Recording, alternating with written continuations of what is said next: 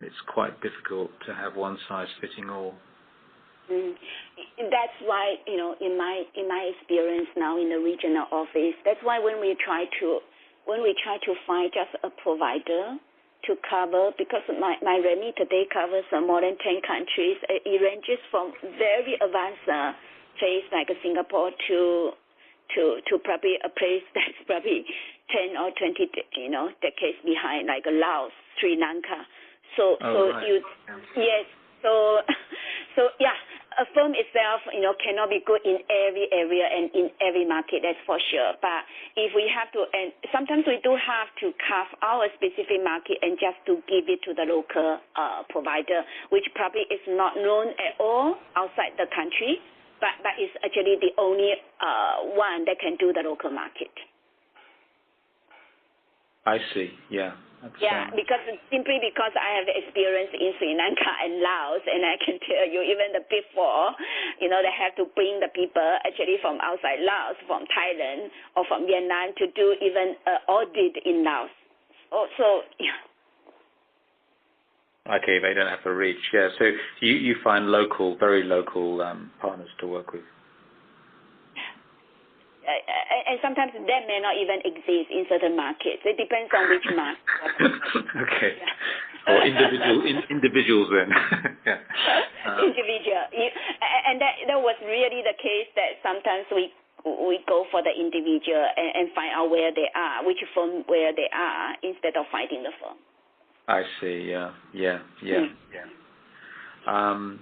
Okay, so what I was wondering if we could do, we're sort of about 45 minutes in, could I, if we were going to do a SWOT analysis of Willis Towers Watson in the context of corporate risk,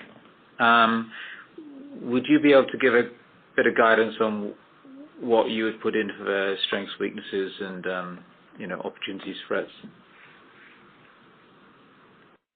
Okay, let me talk about their practice in Singapore or Hong Kong, okay? Because that's where I'm familiar with, because I don't know whether the same apply to, their practice in China or not, just because I never use them in China context, okay? Okay. All right. So if I use them, because I also feel that they probably have the best people based out of Singapore and Hong Kong. So if I put their corporate risk practice, and then in that corporate risk practice area, there is an overall enterprise risk management, I would say in the insurance context, I will rate them pretty high, actually, in the enterprise risk management, simply because I think they really know the insurance business, and they really know the product, and they really know the actual area side, and they really know how the asset and liability link. So that's where I think they will score pretty good, but I do not say that they are the best. There are also other competitors like a minimum, right? So there are also other competitors, but they will score pretty high in that area. But of course, if that risk side nowadays, what's up and coming, what's getting a lot of focus now vis-a-vis traditionally, quite neglected. Insurance or financial services used to put a lot of emphasis actually in the financial risk side, in the investment risk side, right, in the product side. But now, everybody realized that the operational risk, the technology risk is probably where they haven't really get quite a good grip. And then with all the compliance, all the potential reputation risk at stake, data protection, private data privacy. So in that space,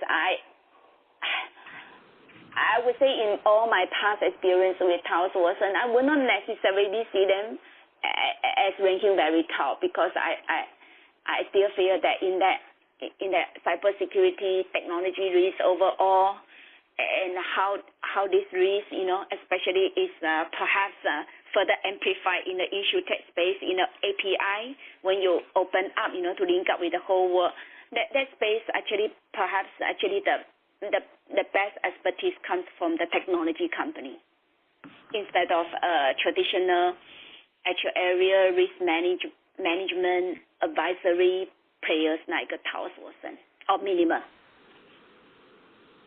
I see. And just add on that, would you say that there might be niche areas within